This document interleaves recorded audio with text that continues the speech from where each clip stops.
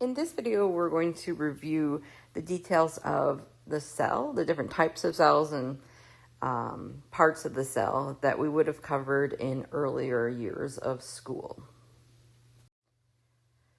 First of all, we'll talk about the cell theory. There's three different parts to the cell theory. The first one is that all living things are made of one or more cells. The second is the cell is the smallest thing that can be classified as living. And the third one is that new cells come from pre-existing cells through cell division. One thing you may not have learned about before is that there are two different types of cells on Earth. The first type are prokaryotic cells. Those are cells that don't have a nucleus. Instead, their DNA is a single circular chromosome just floating around in the cytoplasm. They also have no membrane-bound organelles.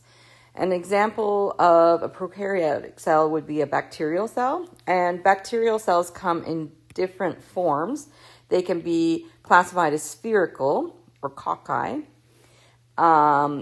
bacillus or rod-shaped, so E. coli would be an example of a rod-shaped bacterium, and then spirilla or helical, so they're kind of spirally.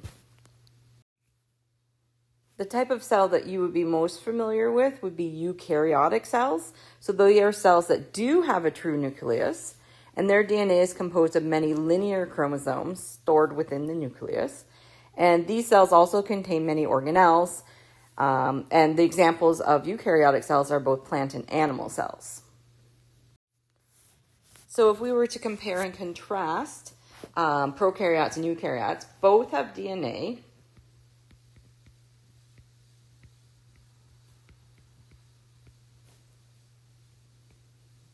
Another thing that's similar would be that they have cytoplasm and so on.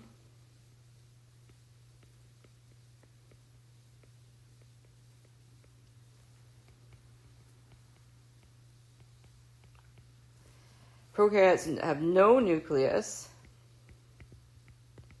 Eukaryotes have a nucleus. Prokaryotes have a circular DNA.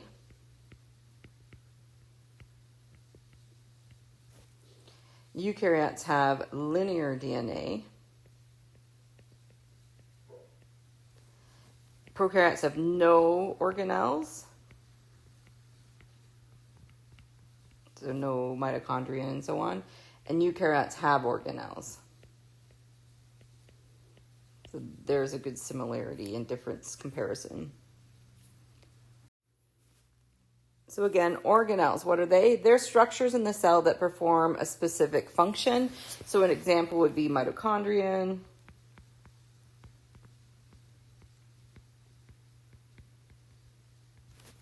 Golgi apparatus,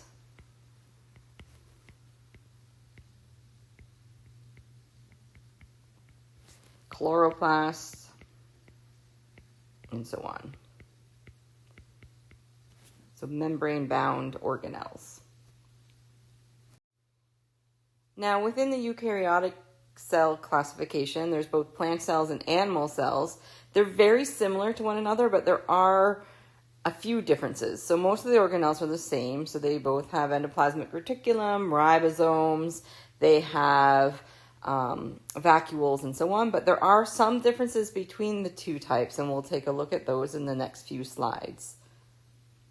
So plant cells have chloroplasts, and chloroplasts are organelles that contain chlorophyll, which is a pigment, and it builds sugars using solar energy through the process of photosynthesis. If you continue on to take grade 12 biology, you'll learn about the details of photosynthesis and the structure of the chloroplast itself, because it itself is very complicated and has many structures within it.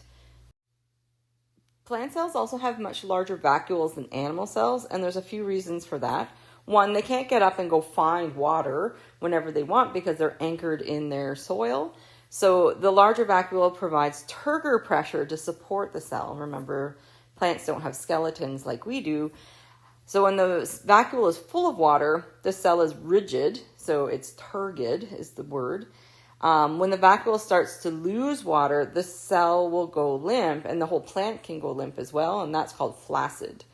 And vacuoles' job are to store water, minerals, and nutrients. And again, that's very important for a plant because it can't go away and find food, water, and minerals. Plant cells also have cell walls, and those cell walls are made of a molecule called cellulose. It's a special kind of carbohydrate. And those cell walls give plants the cell and the plant rigidity and support. It also gives plants their more boxy shape compared to animal cells. So we often say that plant cells, and not all plant cells are boxy, but most are. So they're more rectangular in shape because of that cell wall. And then animal cells are more rounded in shape because they don't have a cell wall.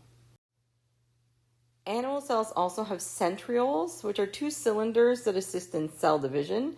You would have learned about those when you learned about the steps of mitosis. So those centrioles create spindle fibers during cell division, and that helps pull the two chromosomes apart as the cell is dividing.